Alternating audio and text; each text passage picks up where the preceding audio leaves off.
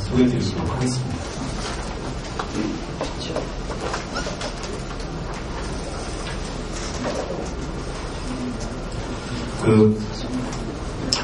다리 통증을 유발하는 척추질환은 많습니다. 근데 이제 오늘 말씀드린 거는 허리 디스크 이상하고 신경통로 이상인 척추관 협착증에 대해서 주로 말씀드리겠는데요. 그 외에는 다리 통증을 유발하는 척추 질환은 가장 대표적인 게 근육과 인대 이상. 그래서 자동차를 타고 가셨다가 뒤에서 자동차를 들이받아서 목이 아프다 이런. 특히 이제 근막증 부분이 가장 대표적인 질환입니다. 그다음에 이제 척추 후관절 증후라고 해서 척추는 이제 앞에 그 척추체, 몸체가 있고 뒤에 그 관절로 구성되는데 그 관절이 계속 스트레스를 받아서 일종의 척추 후관절 병이죠. 척추 후관절 증후를 나타내는 병이 있고요. 그다음에 이제 척추뼈 이상, 그래서 척추의 불안전증, 척추 분리증, 골다공성, 아파고절 이런 것들이 척추 다리 통증을 유발하는 대표적인 척추 질환입니다. 그중에 이제 오늘은 척추관 협착증과 허리 디스크에 대해서 말씀드린 것처럼 하나하나 소개해드리도록 하겠습니다. 그 척추관 협착증은 크게 다른 병은 아닙니다. 이게 이제 이쪽은 정상 자기공명 영상 사진입니다. 이제 MRI라고 하죠. 그러면 이제 여기가 이제 척수, 그러니까 척추 신경이 내려가는 길입니다. 척추가 내려서 신경이 내려가는 길인데요. 요거니까 이제 요 검은 거는 신경입니다. 척추 신경입니다. 검은 게 신경이고, 요 앞에는 하얀 거는 이제 신경은 특히 뇌나 척추는 이제 물 위에 둥둥 떠있게 되고요. 그 물입니다. 이제 척수액이라고 하죠. 요건 물입니다. 근데 요 뒤에 하얀 거는 지방 덩어리입니다. 근데 이제 요거 보면 이제 요 내려가는 게 우리가 척추관이라고 하거든요. 척추관, 척추 신경이 내려가는 관. 이 척추관이 크게 요 사진에 비해서 정상적으로 좁아지거나 그런 소견은 없습니다. 근데 요 사진을 보면 물론 이제 뼈에도 자체에도 이상이 있지만 보면 내려가는 길이 좁아져 있습니다. 이분께서는 이제 지금 디스크가 많이 나와 있고요. 여기 뒤 관절이 많이 기울어 있죠. 예, 대표적으로 이제 간략하게 보시면 척추관 협착증 사진입니다.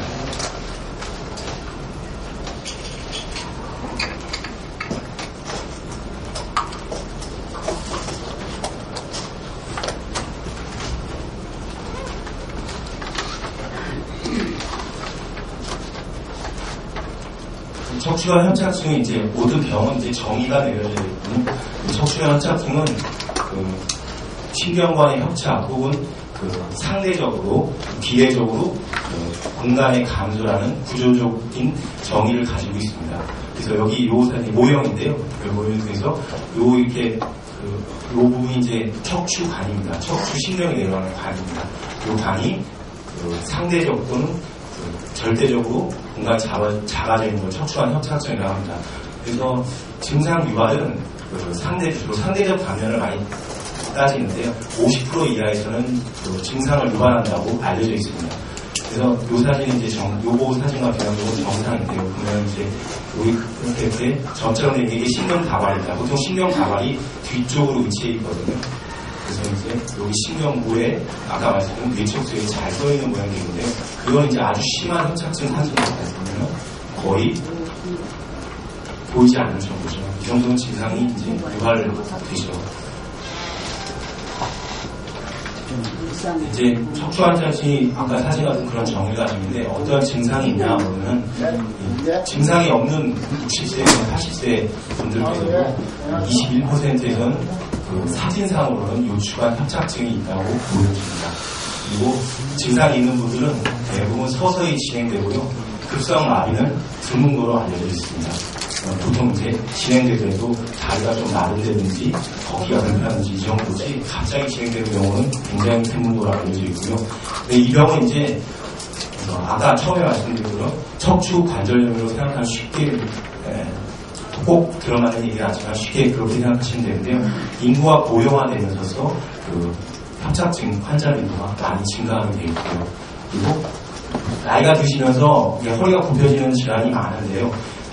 압박성 척추 골절이라든지 골다공증이라든지 또는 이제 요 근의 약화를 해서 허리가 이렇게 굽혀지는데요.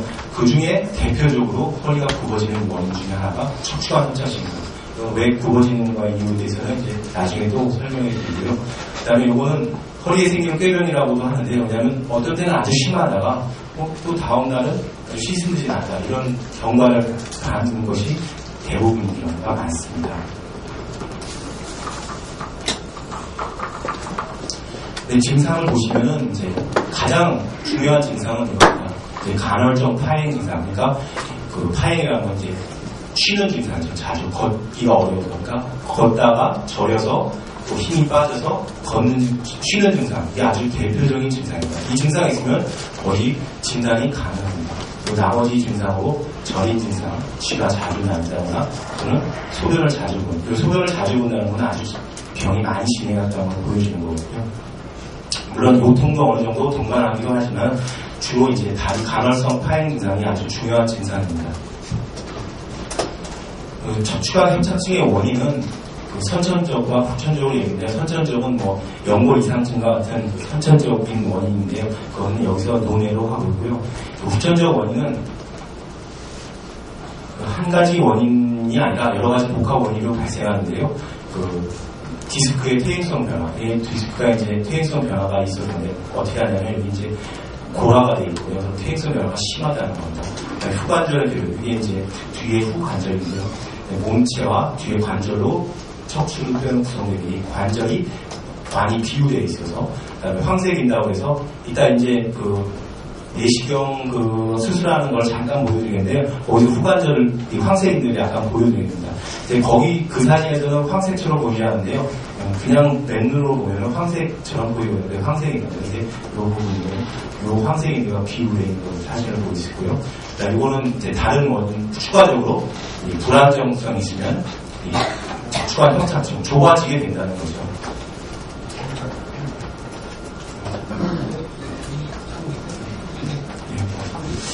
척추관 협착증의 진단은 가장 중요한 거는 이제 아까 말씀드린 파행이 있는 게 가장 중요하고요.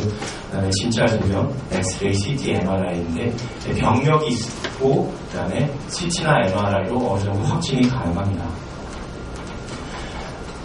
그럼 이제 척추관의 협착증의 병력과 진찰 소견 어떤가 말씀드리면은 병력은 오래전부터 이제 허리가 약했어요. 이거 말씀을 많이 하시는데 이거는 약간 척추관 협착증은 가족력이 있습니다. 그래서 유전되는 경향이 50% 정도는 보고 있거든요. 그래서 이제 예전에 이제 부모님이 허리가 많이 불편하셨다면 가능성이 어느 정도는 있습니다. 그리고 아까 말씀드린 것처럼 꾀병처럼 아팠다 하는 경우 말씀을 하시고요. 그리고 어떤 특정 시기에 더 아픈 경우를 보이기도 합니다. 이제 진찰을 하게 되면 아까 말씀드린 허리를 굽히는 자세를 하는데요. 왜 허리를 굽히냐면은 이게 협착증이라는 거는 이제 공간이 좁아져서 신경을 눌러서 증상을 나타내는 거거든요. 근데 허리를 굽히게 되면 공간이 넓어집니다. 약간은. 그래서 허리를 굽히게 됩니다. 그래서 허리가 편하니까 굽히시게 되는 겁니다. 이건 이제 공간적인 요인으로 해서 허리 굽히죠. 이제 허리 굽히니까 반대로 이제 궁둥이 약간 나오게 되고요. 그리고 일과 약간 일을 많이 하는 일과 관련이 있습니다.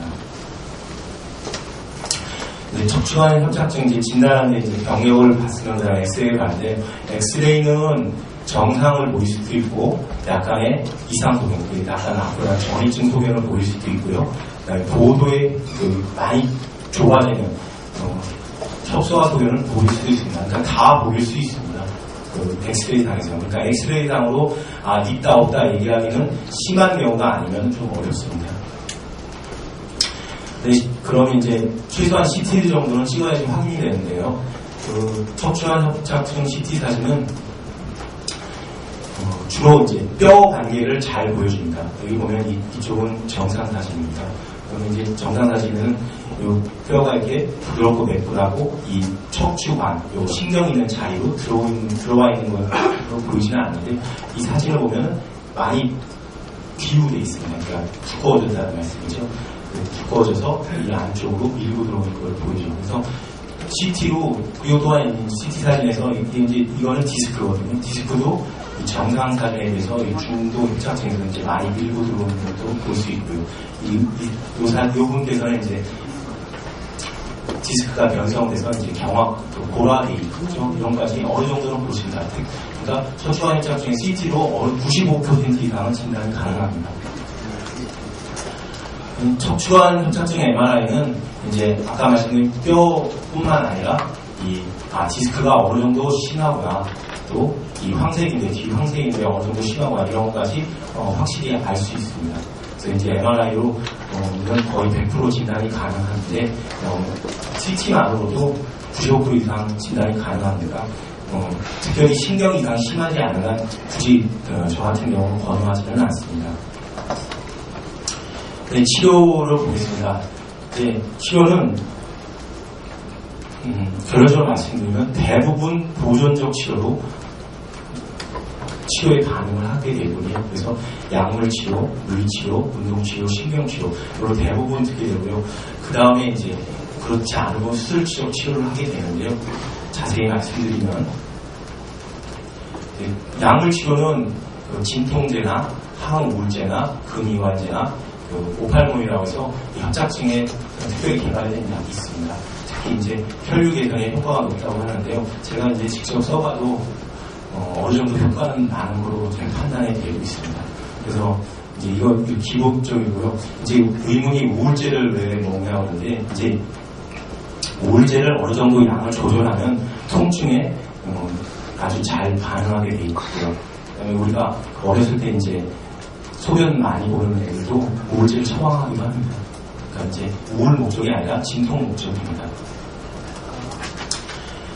이제 약물 치료하고 병행해서 반드시 해야 될 거는 운동치료로 걷기 운동을 해야 되는데 이따 허리에 좋은 운동에 대해서 말씀드리지만 약간 제가 이제 신경외과니까 이제 연세 드신 분, 이제 머리 쪽 문제 있는 분도 또는 뭐 불편하신 분도 가끔 이제 우울증 환자들 이렇게 만나뵙는데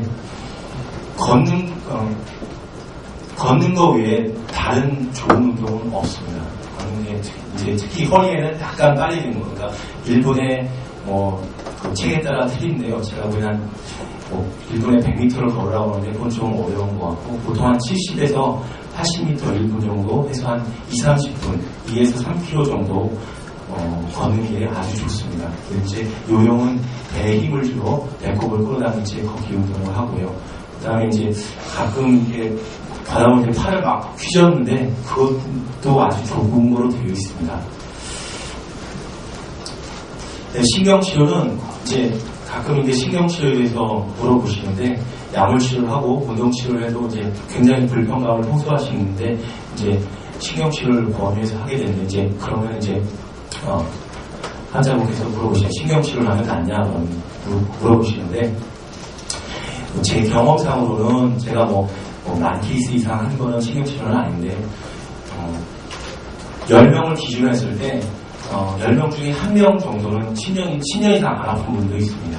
그리고 한 2-3명, 3-4명 정도는 보통 2-3년, 그다음 3-4명 정도는 한 1에서 2년, 그리고 증상하고 관계있지만 6개월 이하로 아픈 분도 한두 명 있고, 그다음에 하고 한 일주일도 안 돼서 아프고 바로 오시는 분도 분명히 있습니다. 그러니까 이게 딱 이게 치료냐 이렇게 말씀드렸지만 한번 받고 2-3년 이상 안 아프다면 그걸로도 치료 있다고 말씀드릴 수도 있죠. 그래서 이제 신경치료는 왜 하냐면은 그런 효과도 볼 수 있고 수술 전에 가장 강력한 치료고요. 그 다음에 수술을 받게 되시면 어느 정도 효과가 있는지를 미리 어느 정도 예측할 수 있습니다. 예를 들어서 신경치료로 효과가 많이 좋으면 수술을 해도 효과가 높을 가능성이 높습니다.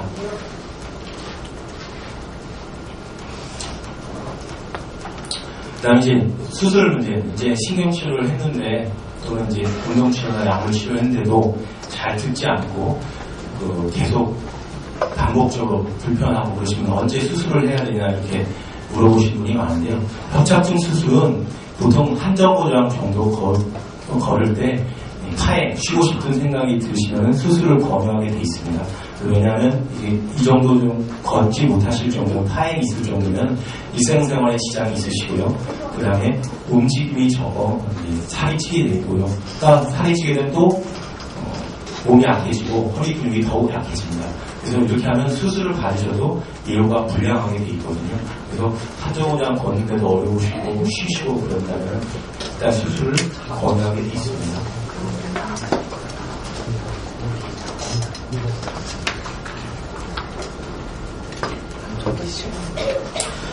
가끔 환자분께서 물어보시는데 수술을 하면, 허리 수술을 하면 다 안 좋다는데 또 가끔 TV에 보면은 안 좋은 환자들 보면 거의 꼭 허리만 수술 받은 환자들이 끼어서 나오시더라고요.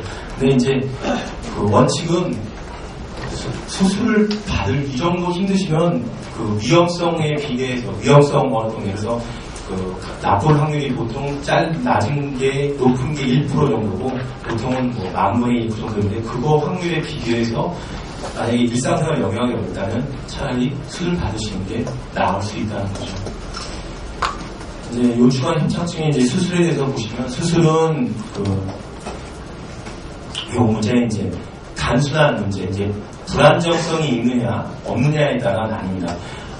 이 척추는 신경도 있고 뼈도 있습니다. 그래서 두 가지 문제를 복합적으로 생각해야 되는데요. 불안정성이 없으면 그냥 단순 미세현미경 하에서 감압술을 해서 관절 보존하는 수술을 하고요. 불안정성이 있으면 감압술을 하고 안정화하는 수술을 해야 됩니다. 그건 이제 뼈의 안정화죠.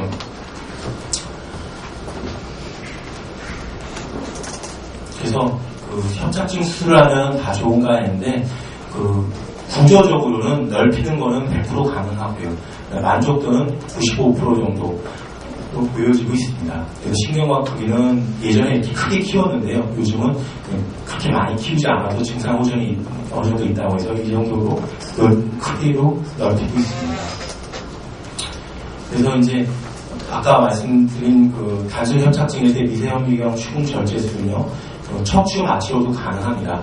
그리고 고령에서는 이제 국소 마취제를 척추 마취를 안 하고 마취약만 계속 놓고서도 가능할 수 있고요. 그러니까 수술 시간은 보통 30분에서 1시간 정도 걸리고요. 이건 물론 마취 시간은 빼고 말씀드린 겁니다. 척추 마취를 하면 보통 약을 집어넣고 기다리는 것도 최소한 빨리 돼도 한 15분 되거든요. 그 다음에 피부 절개는 한 부위 하는데 한 2, 3cm 절개하고요. 그 다음 수혈이 필요치 않습니다. 그 다음에 현미경화에서 수술하기 때문에 후관절 보존으로 해서 관절 안정을 유지할 수 있습니다. 그 다음에 이제 아까 말씀드린 이제 요 문제는 특별히 협착증하고 관련돼 있지 않은 문제인데요. 척추 수술에 대한 여러분의 어떤 인식을 높이기 위해서 제가 넣은 건데요. 이제 협착증 중에 불안정성을 동반하는 경우가 있습니다. 그러면 이제 불안정성을 동반하면 나사목 고정술, 골반골 이식술, 그 다음에 척추체 고정술, 이 나사목 고정술, 척추체 고정술만 하는 경우, 이런 경우를 이렇게 나누는데요. 불안정성이 있다는 거는 이제 윗뼈하고 다른 사진을 보여드리면 이렇게 보면은 이 사진을 보면은 이 윗뼈하고 아랫뼈하고 이제 정렬이 틀리죠. 그러면 이제 이 따로따로 놀게 돼 있습니다. 그럼 불안정하면은 이제 다른 예를 쉽게 들면 이게 이제 팔이 부러졌다고 말씀드리면은 왜 수술을 하냐 하면은 팔이 부러져서 불안정해서 수술을 하는 겁니다. 왜냐하면 이제 제자리가 없고 고정되어 있지 않기 때문에 이게 이제 부러지면 덜렁덜렁하죠. 그러면 더 붓고 아프게 되죠. 그래서 고정을 하게 되는 거예요. 물론 이제 그래서 핀을 대든지 해서 수술을 하게 되는데요. 허리도 마찬가지입니다. 이렇게 정렬이 안 맞고 하면 이 관절하고 이 뼈하고 따로 놀게 되거든요. 그럼 계속 이쪽 관절에 스트레스를 주게 되고 요통을 계속 유발하고 그럼 결국에는 다리 통증을 유발하게 됩니다. 그래서 불안정성이 있으면은 결론은 뼈를 붙이는 겁니다. 다른 건 없습니다. 뼈를 붙이는데 수술할 때 보이는 거는 이 기구나 아까 이런 기구들이 보이게 주로 역할하는 걸로 보이게 되겠지만 그거는 전혀 중요하지는 않습니다. 나사는 이 나사못을 박으면 6개월 이상 힘을 받기 위해서 하는 거지 이거보다는 여기는 보이지 않지만 수술을 하면서 뼈를 접합시키기 위해서 나사못만 고정하는 경우는 요 옆에 뼈를 이렇게 깔아줍니다. 살짝 그리고 요 뼈 사이에 이렇게 깔아줍니다. 그럼 뼈가 잘 처리해서 깔아주면은 서로 붙게 돼 있습니다. 그러니까 고정술은 뼈를 융합하는 수술입니다. 그러니까 이 나사못은 실제적으로 6개월까지 힘을 받지 못합니다. 그 위에는 뼈가 붙지 않으면은 실패한 겁니다. 그러니까 척추 수술은 왜 그게 수술이 시작이 아니라 특히 고정술은 단순 협착증이나 디스크 수술은 그렇지 않지만 고정술은 이런 고정체를 놓고 했을 때 시작이 아니라 끝이 아니라 수술이 시작입니다. 최소한 뼈가 붙으려면 이제 어디가 부러졌으면 깁스하고 한 6주 내지 8주 정도 기다리면 마찬가지입니다. 고정술을 하면 최소한 6주 내 3개월 정도는 경과를 봐야 됩니다. 그래서 뼈가 잘 붙어야 되는데 뼈가 잘 붙을 확률은 아무리 잘하는 사람도 95% 이상은 보장할 수가 없습니다. 그러니까 뼈를 넣게 되면 그러면 이제 수술을 안 하게 돼요. 이런 분들은 대부분 너무 허리 때문에 통증이 심해서 어쩔 수 없이 하는 경우입니다. 그러니까 이제 전화해서 그러니까 불안정성이 있으면은 이건 협착증 다행이지만 뼈를 융합하기 위해서 수술을 하는데 그런 방법에는 나사못 고정술, 고정체를 넣는 방법 이런 방법이 있고요. 요거는 이제 나사못만 넣고 옆으로 그러니까 고정 방법에는 크게 세 가지로 나뉘는데요. 앞쪽을 고정하는 방법이 있고요. 그 다음에 뒤쪽을 고정하는 방법, 그리고 앞뒤 다 고정하는 방법이 있습니다. 이거는 옆을 고정하는 방법인데요. 나사못이 고정이 처음에는 잘 되고 여러 가지 장점이 있지만 확률적으로는 뼈가 융합되는 확률이 약간 다른 것보다는 낮게 있습니다. 그리고 술 방법에 따라 틀린데 여기 골반뼈를 크게 되면 골반뼈 통증도 심하고요. 그래서 이거는 여러 가지 수술하시는 선생님의 선호도에 따라 다 틀립니다. 근데 이제 척추제 보정이 이제 앞에 척추체를 놓고 요걸 척추체를 놓고 그 다음에 실제적으로 여기 보면은 여기에다 뼈를 집어넣거든요. 이 뼈가 아까 말씀드린 융합되는 게 중요하기 때문에 융합되고 그 다음에 움직이지 말라고 고정체를 넣게 되는데요. 근데 이거는 하기가 어려운 게 이렇게 하면 이제 거의 잘 완벽하게 되는데 이렇게 되면 이제 대부분 보험에 청구를 못하게 됩니다. 삭감을 당해서 둘 중에 하나만 하게 되어 있습니다.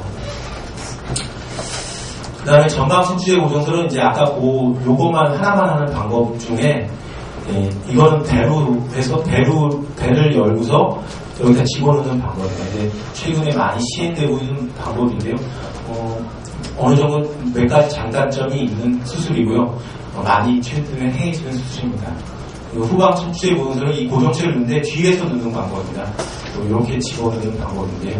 이제 요거 나사못을 안 박는 단점이 뭐냐면 요걸 바꾸서 한 5일 내지 10일 정도는 좀 누워 계셔야 돼요. 빠지는 경우를 예방하기 위해 있어요. 그런 단점이 이 수술은 있습니다. 근데 이제 척추 수술은 하나의 결론이 나는 게 있는데 척추 수술은 많이 열지 않는 게 무조건 좋다고 알려져 있습니다. 그러니까 조금 여는 걸로 무조건 어떤 수술은 조금씩 하기로 되어 있습니다. 그리고 최근에는 이런 나사도 요거는 나사를 수술 시야에서 하는 게 아니라 피부에서 받게 되어 있습니다. 최근에 발달해서. 그래서 지금 수술은 최소 상처로 그 다음에 적게 그래서 되도록이면 가능하면 적은 부위를 하게 되어 있습니다. 요거는 그 미세현미경한 후방 척추 고정술에 대해서 나와 있는 건데요. 요거는 이제 관련 크게 너무 좀 자세한 내용을 다음 걸 보도록 하겠습니다. 이제 그 척추관 협착증에 대해서 척추 질환 중에서 척추관 협착증에 대해서 말씀드렸고요.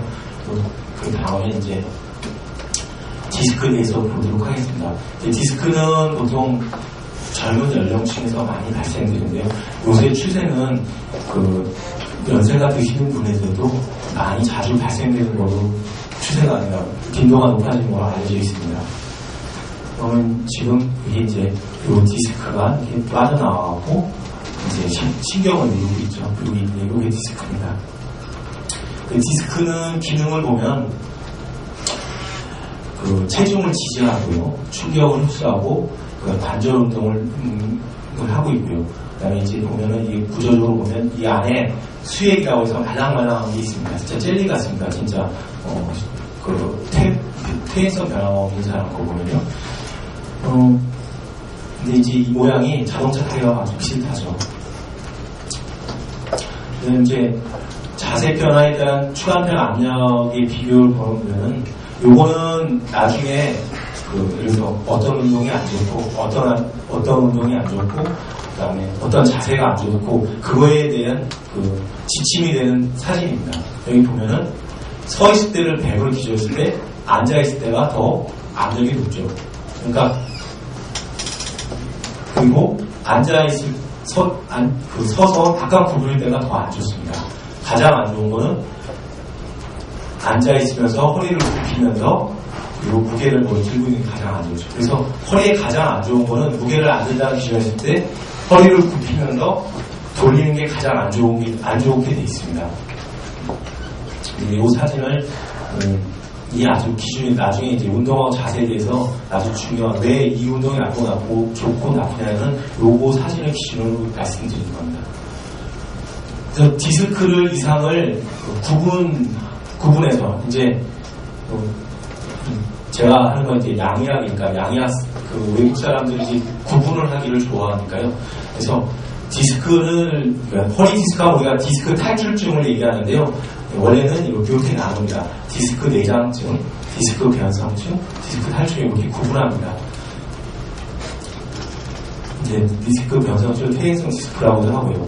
그다음 디스크 내장증은 여기 보시면은 정이상은 크게 구조적 또는 해부학적 이상 소견 없이 반복적인 통증하고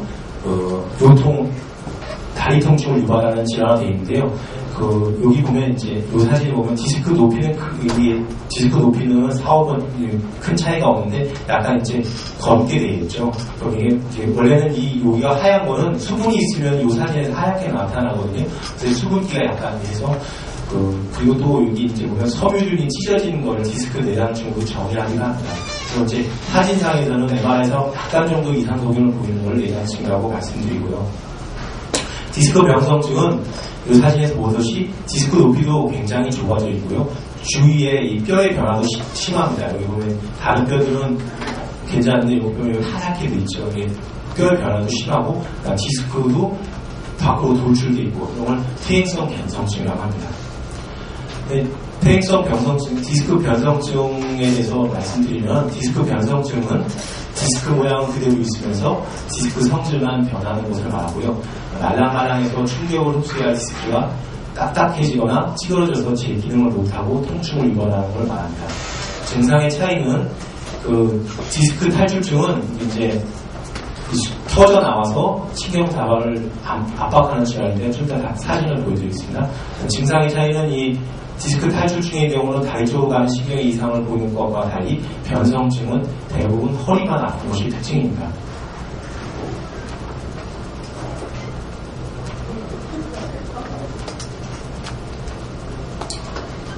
디스크 변성증의 증상은 아까 말씀드린 허리 증상이 대부분이라는 것을 그냥 인지하시면 되겠고요. 그 다음에 이제 디스크 변성증을 계속 이제 좀 강조해서 말씀드리자면 그거 자체로 요통하고 다리 통증을 유발할 수 있고, 그리고 디스크 탈출증, 우리가 보통 말씀하시는 허리 디스크의 전 단계라고 알려져 있습니다. 이 사진을 보면은 이게 수액입니다. 아까 보지만 이게 이 섬유를 바깥에 이제 경계선을 뚫고 신경을 압박하면 이제 굉장히 통증을 유발하죠. 그리고 허리 질환은 크게 약을 쓰거나 큰 치료를 하게 되는 원인이 이 허리신경이 다 다리에 분포하거든요. 이 다리가 아프게 됩니다.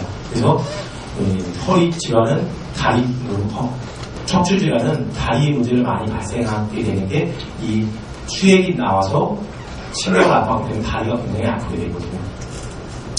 그다음에 디스크 탈출되는 원인은 아까 말씀드린 변성된 디스크가 과도한 압력을 가해지면서 디스크가 돌출되는 것. 그래서 습관, 자세, 직업 유전인데 대부분 이 자세 디스크가 변성돼 있다가 자세 갑자기 이제 물건이 떨어지는데 이렇게 허리만 숙이고 짚다가 또는 물건을 허리만 숙이고 짚다가 디스크가 터져서 병원에 오시게 되죠. 허리 디스크의 증상은 이런 허리 통증, 이런 네 가지로 크게 나눌 수 있는데요. 허리 통증만 호소하는 분, 허리와 허리, 허벅지, 엉덩이 통증 호소하시는 분, 네, 허리는 괜찮은데 다리만 통증하시는데요. 대부분 경우는 처음에 허리에 시작했다가 이렇게 다리로 내려오게 되어 있습니다. 그 다음에 허리 디스크의 진찰을 좋으면은 이제 아까 말씀드린 그런 증상이 있고요. 대부분 급성 증상을 나타내고요. 다리가 전 경우는 아주 심한 경우 있고요. 그 다음에 허리 디스크의 탈출 정도를 보면은 이렇게 돌출된 경우만 있든지 아니면 탈출이 수액이 쭉 빠져나온 경우, 그 다음에 빠져나와서 아주 밖으로 나와 있는 경우 이렇게 나눌 수도 있습니다. 그 다음에 진단은 병력, 엑스레이, CT, MRI 근전으로 할 수 있고요. 그 다음에 디스크 경우가 중요한 게 그냥 대부분의 경우에는 75% 하는 환자가 아무 치료도 안 해도 자연적으로 낫게 되어 있습니다. 근데 이제 보면 통증이 처음에 아플 때 10이었는데 이렇게 낮아지면 호전되는 거고요. 이 정도는 치료로 경과를 더 봐야 되고요. 더 나빠지면 수술을 권유할 수밖에 없습니다. 그다음에 허드의 디스크의 치료를 하기 시작하는 환자였으면 90%는 약물, 물리, 재활, 운동, 신경치료로 낫게 되고요. 수술적 치료는 치료를 요하는 환자의 10%밖에는 안 됩니다. 그 허리 디스크의 이제 비수술적 치료는 약물 치료, 물리 치료, 운동 치료, 신경치료가 주가 되고요. 신경치료 아까 말씀드린 것처럼 이제 수술 전에 강력한 치료가 될 수 있습니다.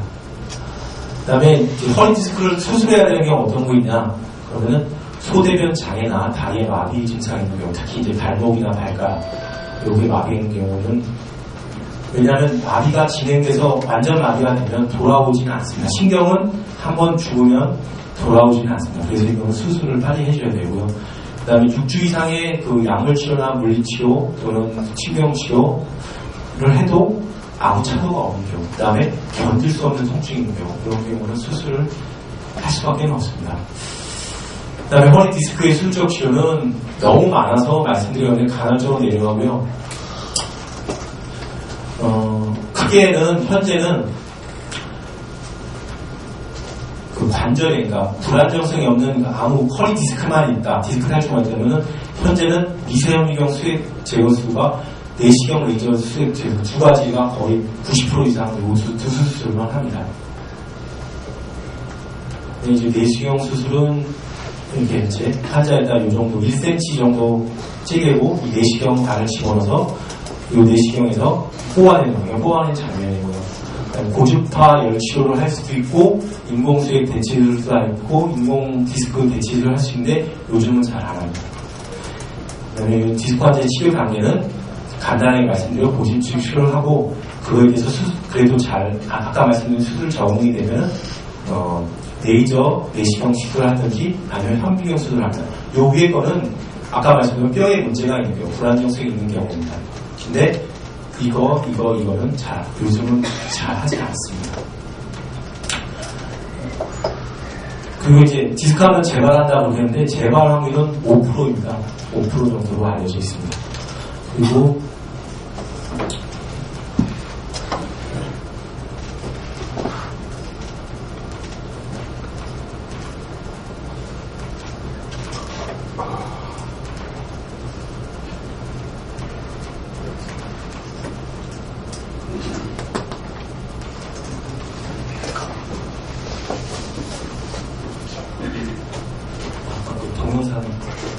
이거는요.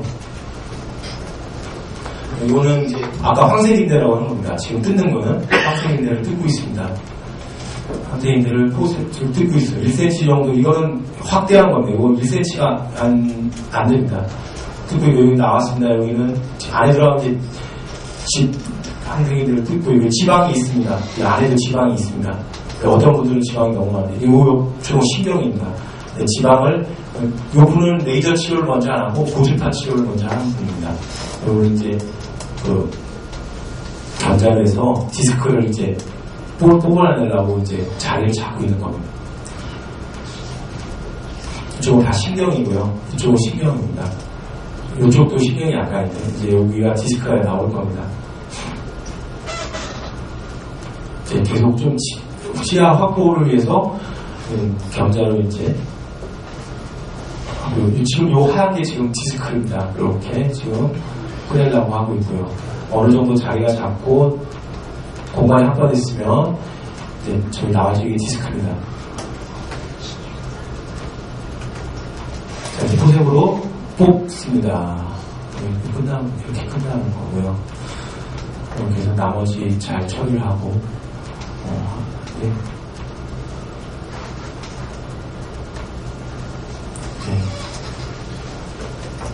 이제 그 다음 뽑고 나서는 이제 그 남은 게 있나 확인하고 또 이제 계속 나오죠. 확인하고 제거하고 하는 겁니다.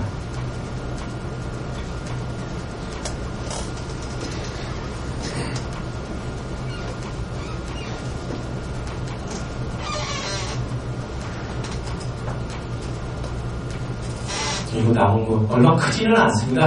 내시경이 워낙 확대, 이거는 거의 실시하고 아까 거는 300배 정도 확대하는 거거든요. 그리고 요거는 네, 됐습니다. 됐습니다.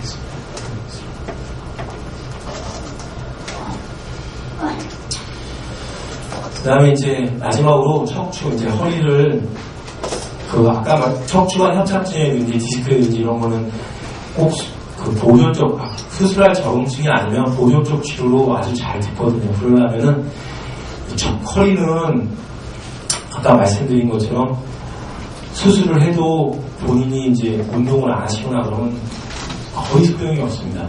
다시 재발하고 문제가 발생하기 때문에 자세나 운동이 굉장히 중요합니다. 그래서 제가 계속 다른 과 문제를 이제 말씀드리는데, 이제 무릎 관절이 안 좋으면 무릎 관절을 완전 이제 치환하게 되죠.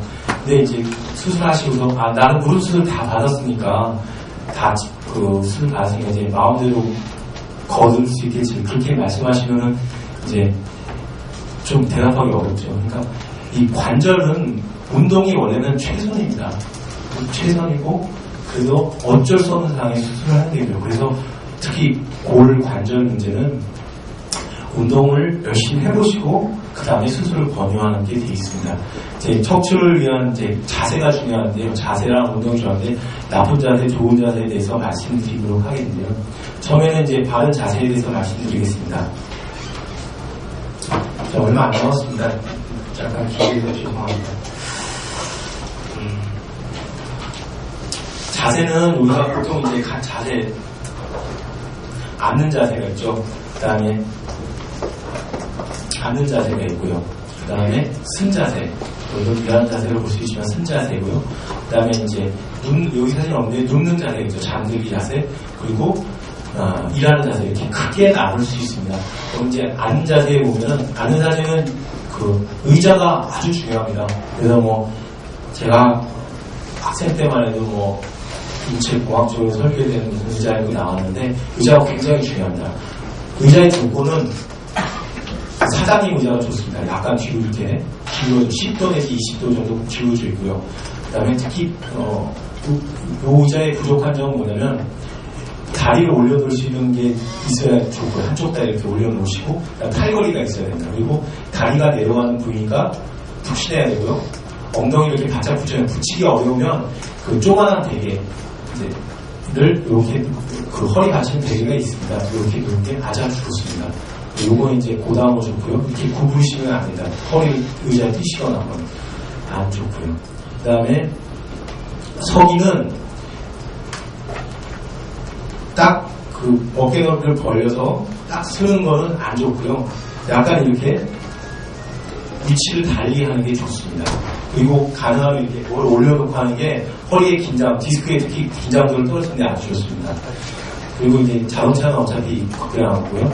잠들기는 아주 딱한 거나 아주 물렁한 거는 안 좋습니다. 그러니까 돌침대에 안 좋습니다. 물침대에 안 좋습니다. 그럼 어떤 침대가 좋냐?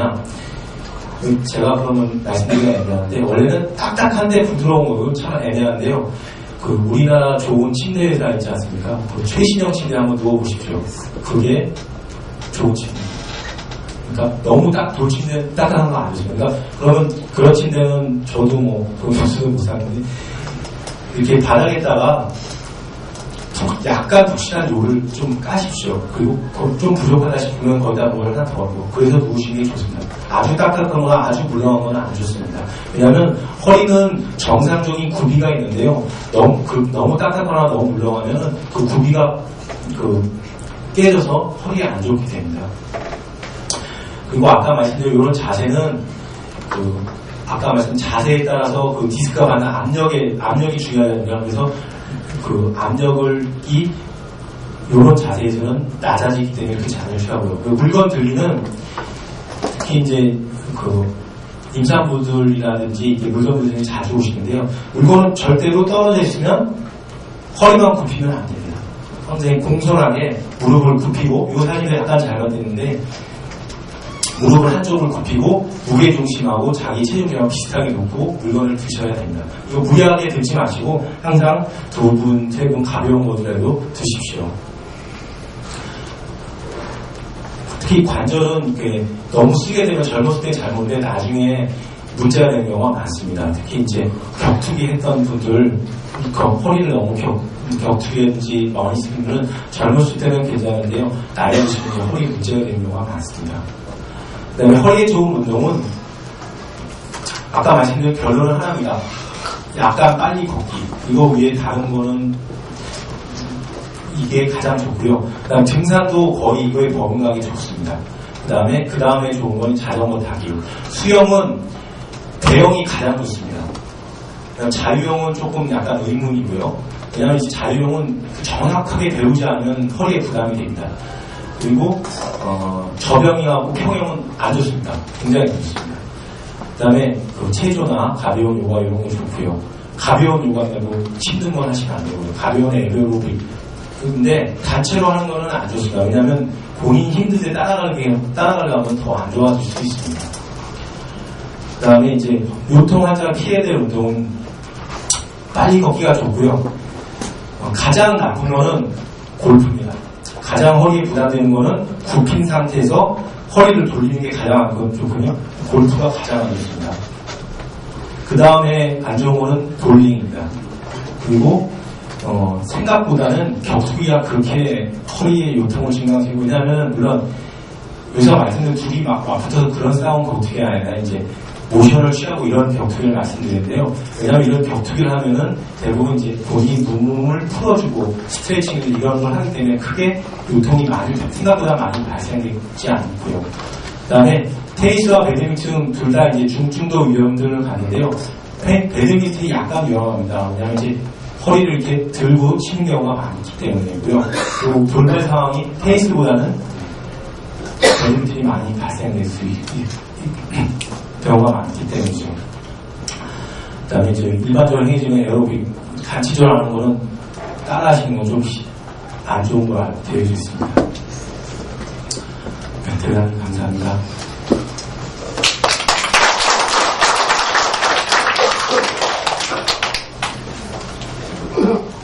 그리고 간단한 질문 있으시거나 의문점 있으시면 말씀해 주십시오.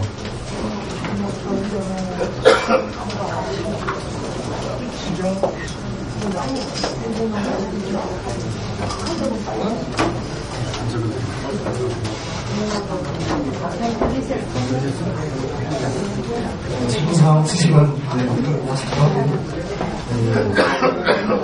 오늘 내용은 다 중요합니다.